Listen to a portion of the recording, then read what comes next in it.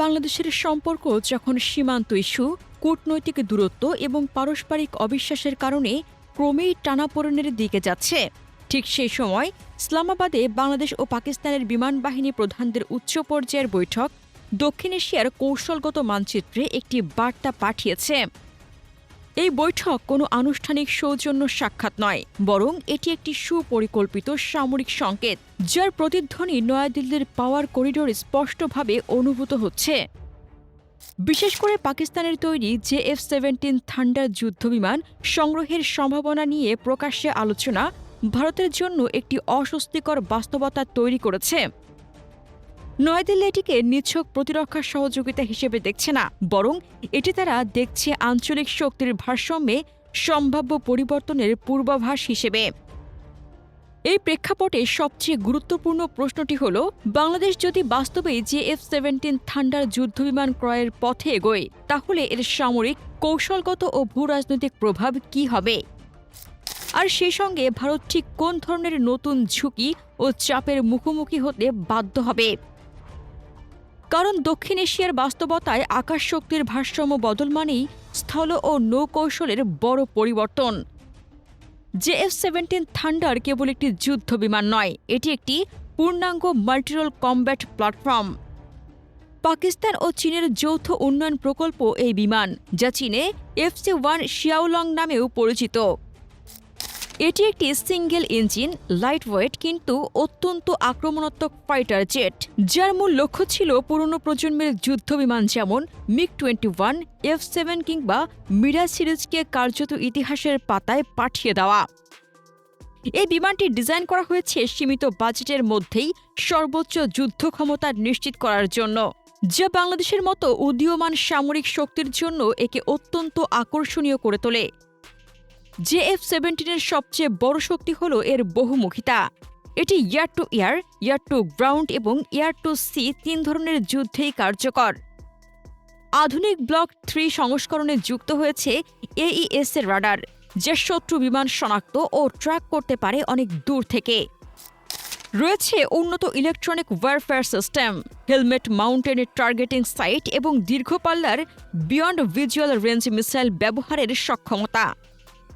আকাশযুদ্ধে এটি আর প্রতিক্রিয়াশীল প্ল্যাটফর্ম নয়, বরং এটি প্রথম আঘাত হানার সক্ষমতা রাখে। অস্ত্র ও সেন্সর প্যাকেজের দিক থেকে JF-17 দক্ষিণ এশিয়ার বাস্তবতায় একটি ভয়ঙ্কর সমীকরণ তৈরি করে। PL-15 এবং SD-10 এর মতো আধুনিক BVR air to air missile বহনের ক্ষমতা এই বিমানকে আকাশযুদ্ধে বড় সুবিধা দেয়। এই মিসাইলগুলোর পাল্লা ভারতের বহু ব্যবহৃত পুরনো ক্ষেপণাস্ত্রের চেয়ে বেশি। পাশাপাশি এটি লেজার গাইডেড বোমা, স্ট্যান্ড অফ অস্ত্র এবং অ্যান্টিশিপ মিসাইল বহনে সক্ষম, যা বঙ্গোপসাগর ও উপকূলীয় অঞ্চলে বাংলাদেশকে একটি শক্তিশালী এয়ার ডিটারেন্স প্রদান করবে। বাংলাদেশ বিমান বাহিনী যদি JF-17 গ্রহণ করে, তাহলে এটি হবে কেবল একটি প্রযুক্তিগত আপগ্রেড নয়, এটি হবে একটি গুণগত লাভ।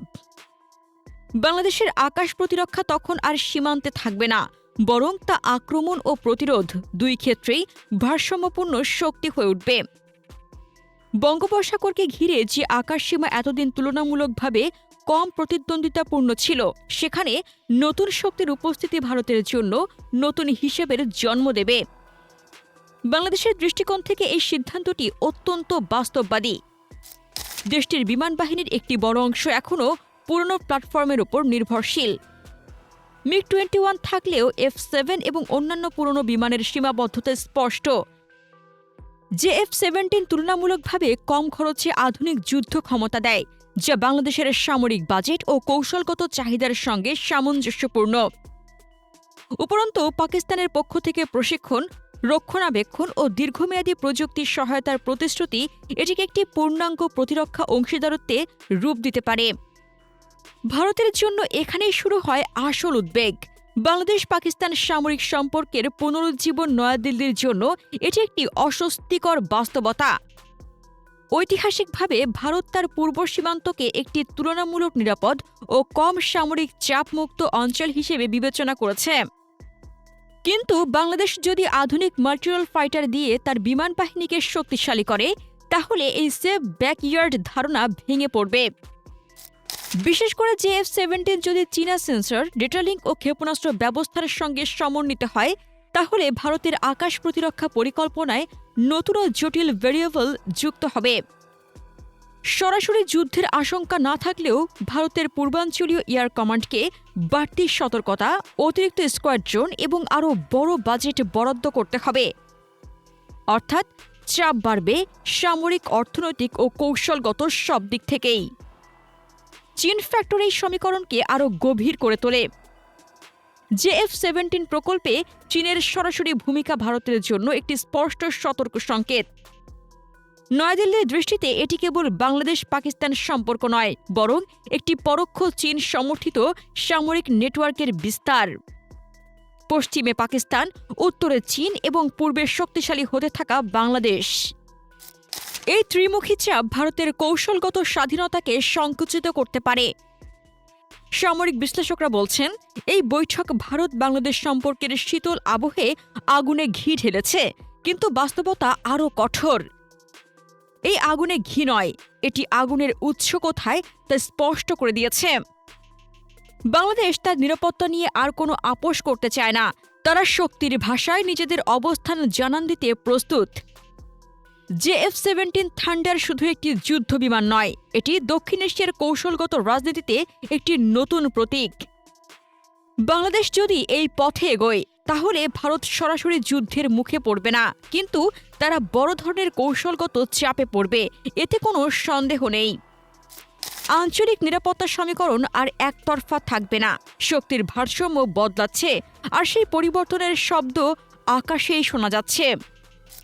প্রিয় দর্শক, বাংলাদেশ যদি JF-17 থান্ডার যুদ্ধবিমান সংগ্রহের পথে এগোয়, তবে কি ভারত তার পূর্ব সীমান্তকে আর নিরাপদ বলে ভাবতে পারবে? এই সিদ্ধান্ত কি দক্ষিণ এশিয়ার আকাশ শক্তির ভারসাম্য বদলে দিয়ে ভারতকে নতুন কৌশলগত চাপের মুখে ফেলবে? আপনার মতামত কমেন্টে জানান। বাংলাদেশের সামরিক শক্তি নিয়ে আরও জানতে আমাদের চ্যানেলটির ভিডিও ট্যাব থেকে ঘুরে আসুন। এই ভিডিওটি ভালো লাগলে লাইক বাটনে ক্লিক করুন। ভিডিওটি আপনার বন্ধুদের সাথে শেয়ার করে তাদেরকেও ভিডিওটি দেখার সুযোগ করে দিন। ধন্যবাদ।